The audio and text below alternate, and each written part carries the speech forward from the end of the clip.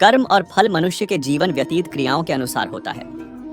हमारा पूर्व जन्म कब कहाँ कैसे था, शायद ही किसी को पता हो, क्योंकि जब इंसान जन्म लेता है तो वह एक शिशु के रूप में होता है, और जब वह बड़ा होता है तो संसार के मायाजाल में फंस जाता है।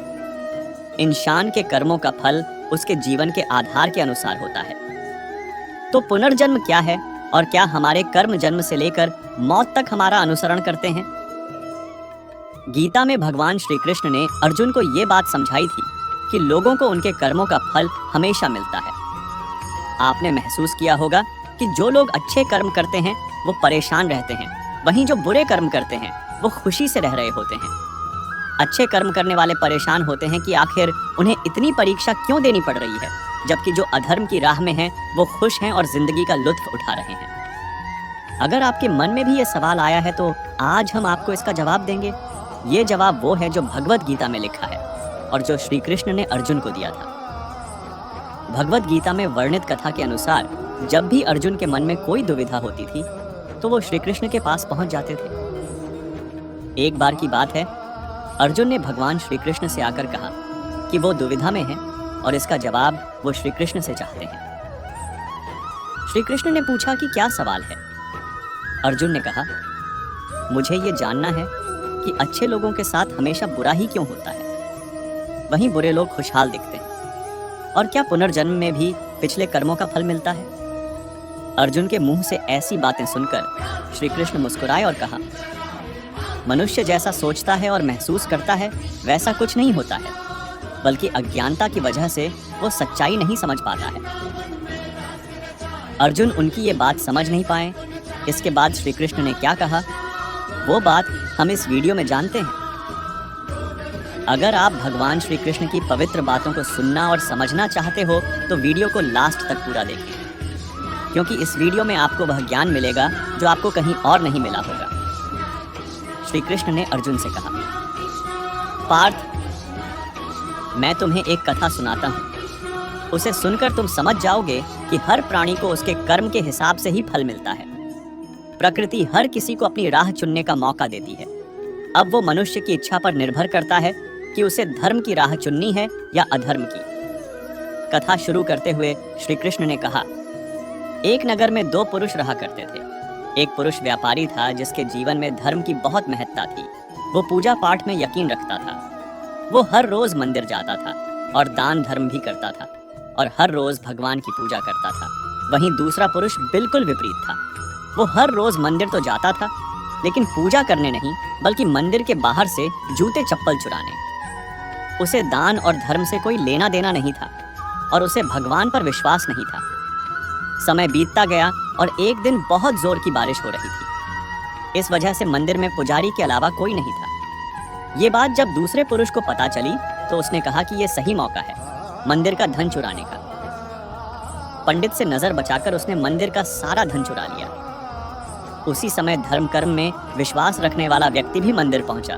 दुर्भाग्य से मंदिर के पुजारी ने उसे ही चोर समझ लिया और चिल्लाने लगे। वहां लोग एकत्र हो गए और उसे बहुत मारा।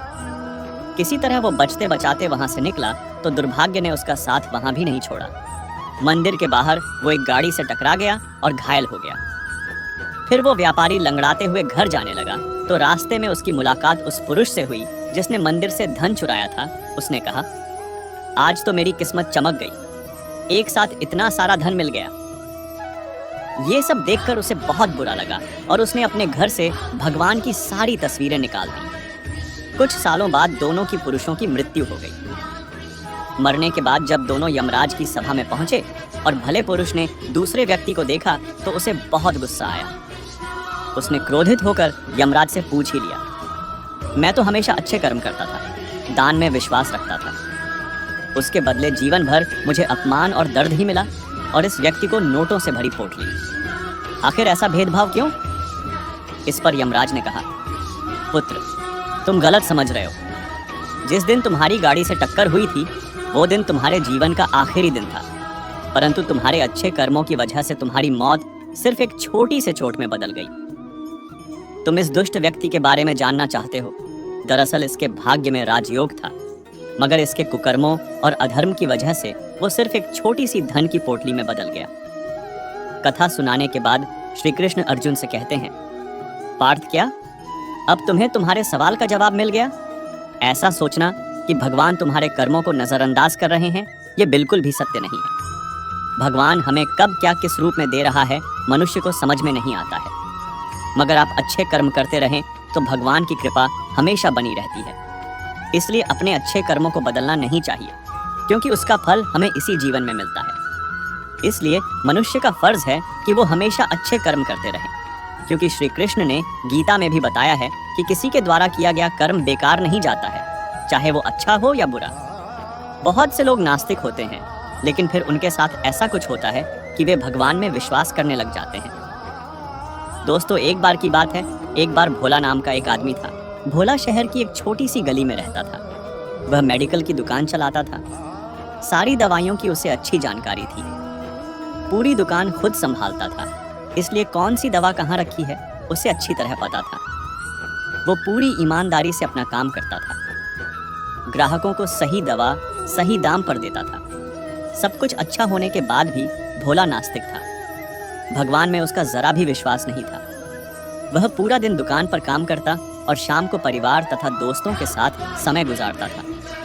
उसे ताश खेलने का शौक था। जब भी टाइम मिलता दोस्तों के साथ ताश खेलने बैठ जाता था। एक दिन वह दुकान पर था, तभी कुछ दोस्त आए। तभी भारी बारिश भी शुरू हो गई। रात हो गई थी, लेकिन सभी बारिश थमने का इंतजार कर रहे थे। बिजली भी चली गई थी। बैठे बैठे क्या करें, सोचा मोमबत्ती की रोशनी में ताश ही खेल लेते हैं। सारे दोस्त दुकान में ताश खेलने बैठ गए। सभी ताश में मगन थे। तभी एक बच्चा भागता हुआ आया। वह पूरी तरह भीग चुका था। उसने जेब से दवा की एक पर्ची निकाली और भोला से दवा मांगी। भोला खेल में मगन था। उसने पहली बार में तो ध्यान ही नहीं दिया। तभी बच्चे ने जोर से आवाज देते हुए कहा, मेरी माँ बहुत बीमार है। सारी दवा की दुकानें बंद हो गई हैं। एक आपकी दुकान ही खुली है। आप दवा देंगे तो मेरी माँ ठीक हो जाएगी। भोला आधे अधूरे मन से उठा, पर्ची देखी और अंदाज से दवा की एक शीशी उठाकर उसे दे दी। पैसे काटकर बच्चे को लौटा दिए। बच्चा भागते हुए चला गया। तभी बारिश थम गई। भोला के दोस्त चले गए और भोला भी दुकान बंद करने लगा। तभी उसे ध्यान आया कि रोशनी कम होने के कारण उसने गलती से बच्चे को चूहे मारने वाली दवा की शीशी दे दी है। भोला के हाथ पांव फूल गए। उसका दिल जोर जोर से आवाज करने लगा। उसकी 10 साल की नेकी पर मानो जैसे ग्रहण लग गया। उस बच्चे के बारे में सोचकर वह घबराने लगा। सोचा, यदि यह दवाई उसने अपनी बीमार मां को दे दी तो वह अवश्य मर जाएगी। बच्चा भी बहुत छोटा होने के कारण उस दवाई को तो पढ़ना भी नहीं जानता होगा। एक पल वह अपनी इस भूल को कोसने लगा और ताश खेलने की अपनी आदत को छोड़ने का निश्चय कर लिया। पर यह बात तो बाद के बाद देखी जाएगी। अब क्या किया जाए? उस बच्चे का पता ठिकाना भी तो वह नहीं जानता। कैसे उस बीमार मां को बचाया जाए? सच में कितना विश्वास था उस बच्चे की आंखों में। भोला को कुछ सूझ नहीं रहा था। घर जाने की उसकी इच्छा अब मर गई। दुविधा और बेचैनी उसे घेरे हुए थी। घबराहट में वह इधर उधर देखने लगा।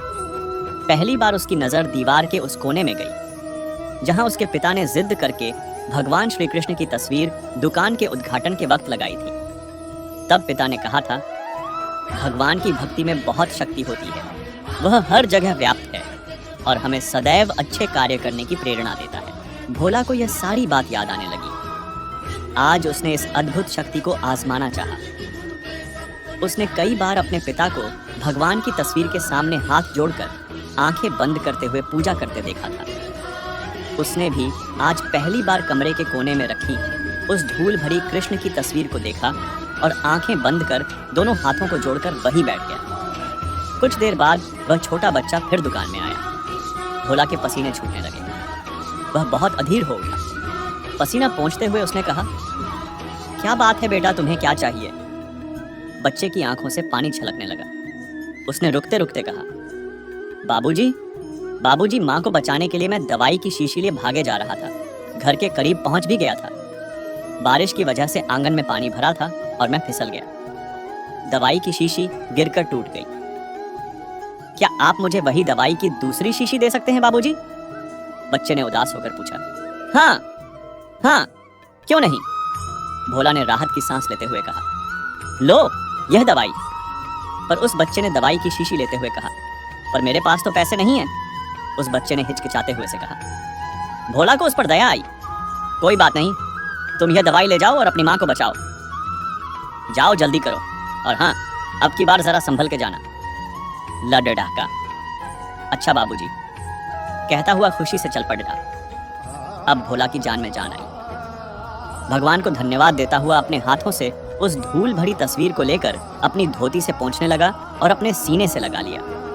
और उसे समझ में आ गया कि भक्त अगर सच्चे मन से भगवान को याद करें तो भगवान उसकी रक्षा जरूर करते हैं और भगवान उनके सारे संकट हर लेते हैं। दोस्तों, जब हमें अगले जन्म का बोध ही नहीं होगा तो हम क्यों सिर्फ अच्छे ही कर्म करें? कैसे जाने कि कोई घटना हमारे पूर्व जन्म के कर्म का परिणाम है या इस जन्म के कर्म का? किन कर्मों के प्रभाव से किन्नरों का जन्म होता है? क्या सच में पूर्व जन्म के कर्मों का फल इस जन्म में भोगना होता है? अगर ऐसा है तो पूर्व जन्म के किस कर्म की सजा इस जन्म में बेरोजगारी और विवाह में बाधा के रूप में है? पिछले किसी जन्म में पूर्वजों की काफी जायदाद मिली। पत्नी कहती रही कि कुछ दान करें, पर टालते रहे और धीरे धीरे धन की कमी भी होने लगी। इसलिए दान या किसी भलाई के काम के लिए बजट नहीं रखा। ऐशो आराम का जीवन जिए जिसमें पत्नी की बहुत उपेक्षा हुई। उपरोक्त जन्म के तुरंत बाद ही वर्तमान जन्म हुआ हो, जरूरी नहीं है। बेरोजगारी अथवा पैसा कमाने का पूर्व जन्म पर नहीं, बल्कि पुरुषार्थ पर अवलंबन है। और समय पर पुरुषार्थ करके पैसा नहीं कमाया, इसलिए अब शादी भी नहीं हो रही है। अगर आप बगैर हाथ या पैर के दिव्यांग पैदा होते तो कह सकते थे कि पूर्व जन्म के किसी कर्म की सजा इस जन्म में बेरोजगारी और विवाह में बाधा रूप में हुई है। क्या सच में पूर्व जन्म के कर्मों का फल इस जन्म में भोगना होता है? तो यह बात तो आप सबको भी पता ही होगी कि अगर हम कुछ कमाई भी नहीं कर रहे हैं और हमारी शादी नहीं हुई तो उसकी वजह हम खुद ही है। क्योंकि गरीब पैदा होना कोई गलत बात नहीं है, लेकिन गरीब ही मर जाना बहुत ही गलत बात है। क्योंकि अगर हमारे हाथ पैर सही सलामत है तो हम सब कुछ कर सकते हैं। और आजकल तो जिन लोगों के हाथ पैर भी नहीं है वह लोग भी देश में नाम कमा रहे हैं। यह बात बिल्कुल सही है। हमारे इस जन्म में हमारे जन्म से मृत्यु तक जो कुछ भी मिलते हैं वह सारे पूर्व कर्म का फल है। यह सारे संजोग रूपी कर्म फल पाने के वक्त अज्ञानता से हम नए कर्म बीज होते हैं या डालते हैं जिसका फल हमें जरूर मिलेगा। उदाहरण के तौर पर पक्के आम खाने के बाद जब हम उसकी गुठली जमीन में बोते हैं और खाद पानी वगैरह देते हैं तो उसका फल तुरंत नहीं मिलता, बल्कि 4-5 साल बाद पहला फल गर्मी के सीजन में ही मिलता है। वैसा ही हमारे कर्मों का फल का हिसाब किताब है। पूर्व जन्म में यदि हमने किसी को दुख दिया तो इस जन्म में हमें वह दुख के 3-4 गुना दुख इस जन्म में पाते हैं, चक्रवृद्धि ब्याज जैसा। उससे उल्टा पूर्व जन्म में हमने किसी को सुख दिया तो वह भी 3-4 गुना होकर मिलता है। इस जन्म में मिलने वाले सुख दुख के प्रमाण को देखकर हमें समझना चाहिए कि जैसा हमने कर्म किया, जैसा बोया वैसा फल मिला। तो हमें सारा जगत या जो भी मनुष्य हमें मिलता है वह निर्दोष ही दिखेगा और हमें निरंतर बहुत शांति रहेगी। निज दोष से सारा जगत निर्दोष दिखेगा। अब दोस्तों, आपके दिमाग में यह सवाल आया होगा कि क्या कर्म के आधार पर दूसरा जन्म निश्चित होता है? क्या ईश्वर इतना कमजोर और असहाय है कि इस जन्म के कर्मों का फल अगले जन्म में देता है? क्या यह सत्य है कि मनुष्य के कर्मों की सजा उसके पिछले जन्मों के कर्मों के अनुसार ही मिलती है? ये निष्काम कर्म की बात क्या है? ऐसा क्यों कहा जाता है कि संसार कर्म प्रधान है? क्या यह सच है पूर्व जन्म के कर्मों का फल इस जन्म में भी मिलता है? सभी कर्मों का फल तुरंत मिले यह जरूरी नहीं। जिस कर्मों का फल पूर्व जन्म में नहीं भुगता वही इस जन्म में भुगतना होगा, दोबारा भुगतने की जरूरत नहीं है। जी हाँ, यह 100% सच है। क्या इंसान अपने इस जन्म में जो भी है वो अपने पिछले कर्मों की वजह से है या फिर इस जन्म के कर्मों की सजा या इनाम इसी जन्म में मिल जाता है? पिछले जन्मों के संचित कर्मों से यह जन्म मिला है, लेकिन कुछ भी बनने के लिए इस जन्म के कर्मों का होना भी अत्यंत आवश्यक है। बिना कर्म किए कुछ नहीं होता है। संचित पूर्व जन्मों के और क्रियमाण वर्तमान जीवन के दोनों प्रकार के कर्मों का फल हमारा जीवन है। अब क्या पिछले जन्म के कर्मों को टाला जा सकता है? बिल्कुल, तलवार की चोट सुई की चोट बनकर आएगी जीवन में। कर्म फल प्रारब्ध बनकर कई जीवन में पीछा करते हैं। जैसे भूखा बछड़ा भूख लगने पर माँ को तलाश ही लेगा, दूध पीने को उसी प्रकार। लेकिन जब हम सदगुरु की शरण में जाते हैं या अपना जीवन इष्ट भक्ति या मानव सेवा में लगाते हैं, तब प्रारब्ध बड़ा पत्थर बनकर हमारे ऊपर गिरकर जो चोट देने वाला था, जिसको शायद हम सह नहीं पाते, वह पत्थर छोटे छोटे टुकड़े बनकर जीवन में गिरेंगे, जिसे हम आसानी से सहन कर प्रारब्ध खत्म कर लेंगे। जीवन में कई उदाहरण मैं देख चुका हूँ, खुद पर और अन्य पर। प्रारब्ध को टालने के लिए कई गुना धर्म, अच्छे कर्म, सद्गुरु शरण, इष्ट भक्ति का मार्ग लेना पड़ेगा। क्या पिछले जन्म के कर्मों को टाला जा सकता है? हाँ, पुण्य करने से कर्म भोग को टाला जा सकता है, पर खत्म नहीं होता। केवल पुण्य के अधिकता से पुण्य भोग करने से पाप भोग पुण्य रहते टलता रहेगा, लेकिन क्षीण नहीं होता है। क्या पिछले जन्म के कर्मों का फल या दुख इस जन्म में भी मिलते हैं? पिछले जन्मों का कर्म का फल इस जन्म में बिल्कुल मिलता है, लेकिन आप अच्छा कर्म करेंगे तो आपको लाभ इस जन्म में जरूर मिलेगा। गलत काम करेंगे तो आप अपराध बोध से गिरे रहेंगे।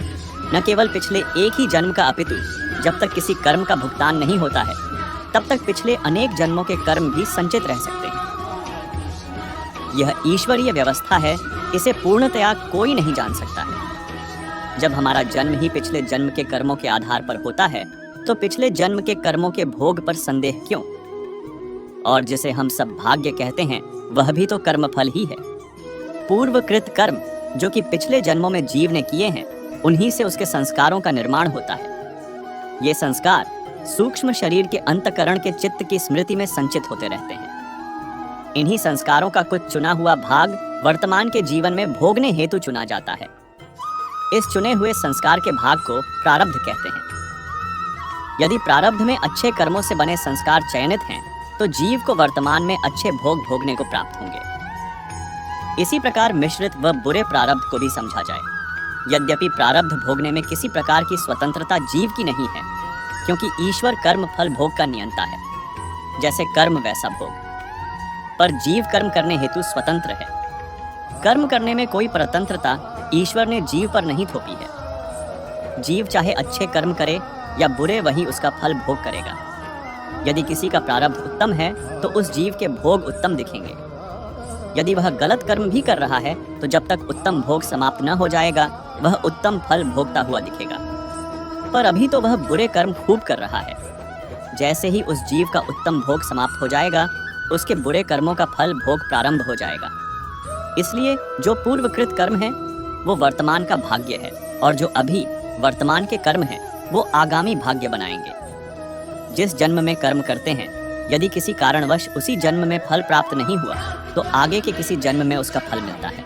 देवी भागवत में बताया गया है, अवश्यमेव भोक्तव्यं कृतं कर्म शुभाशुभम। और भविष्य पुराण कहता है, इह जन्म कृतं कर्म पर जन्मानि प्राप्यते। भीष्म पितामह तीर के शैया पर पड़े पड़े प्राण त्यागे, यह उनके 100 जन्म पहले का कर्मफल था।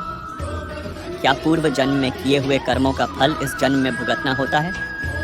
2 साल की बच्ची के साथ यौन हिंसा होती है। अगर कोई कहे कि भगवान ने उसे पुराने जन्मों के पाप की सजा दी है, तो ऐसी बातों पर मैं यकीन नहीं करता। इतना क्रूर तो किसी भी देश का कानून नहीं, जो किसी भी गलती की ऐसी पाशविक सजा दे। तो फिर वह भगवान जो सबका पालनहार है, दयावान है, वह ऐसा कैसे कर सकता है? जब हमें अपना पुराना जन्म याद नहीं, तो फिर पुराने जन्म के कर्मों का फल अगले जन्म में मिलने का औचित्य भी क्या है? कोई व्यक्ति इस जन्म में अंधाधुंध पाप किए जा रहा है और भगवान उसे पुराने जन्म के कर्मों की वजह से खुशियां दे, यह तो बहुत ही अजीब बात हुई। पिछले जन्म के कर्मों का फल इस जन्म में क्यों? उसी जन्म में क्यों नहीं हिसाब बराबर किया जाए? पिछले जन्म में जो था, वह व्यक्ति कोई और था। गीता में कहा गया है कि आत्मा पुराने वस्त्र छोड़कर नए वस्त्र धारण कर लेती है। इसलिए इस नए जन्म में नए वस्त्र रूपी शरीर वाला व्यक्ति भी कोई और है। किसी एक व्यक्ति के कर्मों का इनाम या सजा किसी दूसरे व्यक्ति को नहीं दिया जा सकता। यह अन्याय है, और 2 साल के बच्चों को सजा देना तो अत्यंत जाहिल है। तो आप कहेंगे कि फिर ऐसा होता क्यों है कि कोई व्यक्ति पाप भी करे तब भी समृद्ध होता है, और कोई व्यक्ति ईमानदार होते हुए भी यातनाएं सहता है? यही सवाल सभी समस्याओं का कारण है। इसी सवाल का जवाब देने के लिए पुराने जन्मों के कर्मों के फल वाला वाहियात स्पष्टीकरण दे दिया गया है। इस सवाल का जवाब दिया जाना अति आवश्यक था, क्योंकि यह बहुत ही खतरनाक सवाल है। ऐसा सवाल दिमाग में आ जाए तो व्यक्ति नास्तिक बन सकता है। अर्थात भगवान ने दुनिया बनाई तो सही, लेकिन अब दुनिया स्वयं चल रही है। या फिर वह खुद का ऐसा कोई जवाब मिल सकता है कि भगवान किसी स्कूल प्रिंसिपल की तरह स्कूल के मामलों में केवल कभी कभी दखल देता है। सबसे बड़ी बात यह है कि वह सोचने लगेगा। वह नहीं मानेगा कि सब कुछ भगवान करवा रहा है, और जो होता है वह अच्छे के लिए होता है। जो होता है वह उसे अच्छे के लिए बनाने के लिए संघर्षशील हो जाएगा। कोई आदमी अपने हिंदू या मुस्लिम होने पर गर्व नहीं करेगा, क्योंकि जब उसने इसके लिए कुछ किया ही नहीं तो गर्व कैसा। इसलिए बताया जाता है कि यह पुराने जन्मों के कर्मों का फल है। व्यक्ति अगले जन्म में भी उसी धर्म में पैदा होने की इच्छा व्यक्त नहीं करेगा। वह जान जाएगा कि सभी धर्मों के लोग एक ही भगवान ने बनाए हैं। उसका हिंदू होना मात्र इसलिए है क्योंकि उस हिंदू परिवार में जो भी बच्चा पैदा होता तो वह हिंदू ही होता। इसके पीछे भगवान की कोई योजना नहीं है। हिंदू चाहे तो धर्म परिवर्तन करके मुस्लिम बन सकता है और मुस्लिम हिंदू बन सकता है। इससे भी ज्यादा रोचक तो यह है कि मुस्लिम होने पर भी वेद या गीता पढ़ने पर कोई पाबंदी नहीं है। हिंदू भी बिना धर्म परिवर्तन किए बिना पढ़ सकते हैं। एक मजदूर अपने ऊपर हो रहे अन्याय को अपना नसीब मानकर चुप रहने के बजाय उसके खिलाफ आवाज उठाएगा। वह जान जाएगा कि किसी के महंगे कपड़ों को सलाम ठोकने की कोई जरूरत नहीं। वह जान जाएगा कि भगवान उसके बच्चों के भूख से तिल मिलाने के लिए जिम्मेवार नहीं है। भगवान उसके बच्चों को मजदूर बनने के लिए मजबूर नहीं करता, बल्कि एक व्यवस्था है जो अमीर को अमीर और गरीब को गरीब बनाने पर तुली है। अगर हम अपने कर्मों का फल इसी जन्म में पाते हैं तो हम शायद ही कभी इनका कारण समझ पाएं कि भगवान कर्म की सजा इसी जन्म में क्यों नहीं देते। अगले जन्म में तो हमें हमारे किए कर्म याद भी नहीं होते हैं। फिर हम या तो भगवान से शिकायत करते हैं कि हमारे साथ ऐसा क्यों इसी जन्म में हो, तो हमें गलती का एहसास हो और हम सुधार सकते हैं। कर्म फल का सिद्धांत मानव जीवन को दिशा देने के लिए है। जहां गरीबी थी वहां कयामत का सिद्धांत चला, और जहां अमीरी थी वहां पुनर्जन्म का सिद्धांत चला।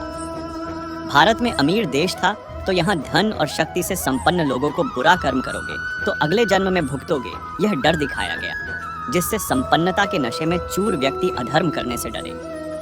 लेकिन जहाँ गरीबी थी वहाँ यह पुनर्जन्म का भय नहीं चलना था। काहे कि जब इसी जन्म में लाले पड़े हैं तो अगले जन्म की चिंता किसे होगी। तो फिर वहाँ कयामत का सिद्धांत चला कि जो भी है वो यही जीवन है, इस जीवन का पूरा उपयोग करो, कर्म करो, धन संपदा अर्जित करो, गरीबों का भला करो, आदि आदि। अगर कर्म करने क्या, हमें पिछले जन्म का कर्म इस जन्म में भोगना होता है। कर्म किसी भी जन्म का हो, अगर उदय में आना बाकी है तो आगे कभी भी किसी भी जन्म में आ सकता है। अभी तो इसी जन्म के मिल रहे हैं, तभी कहते हैं जैसा बोओगे वैसा ही काटोगे। तो हमें हमेशा अच्छे ही कर्म करने चाहिए और बुरे कर्मों से बचना चाहिए। तो दोस्तों, कैसा लगा आपको मेरा यह वीडियो? कमेंट, लाइक, शेयर जरूर करें और ऐसे ही वीडियो और पाने के लिए चैनल को सब्सक्राइब करें।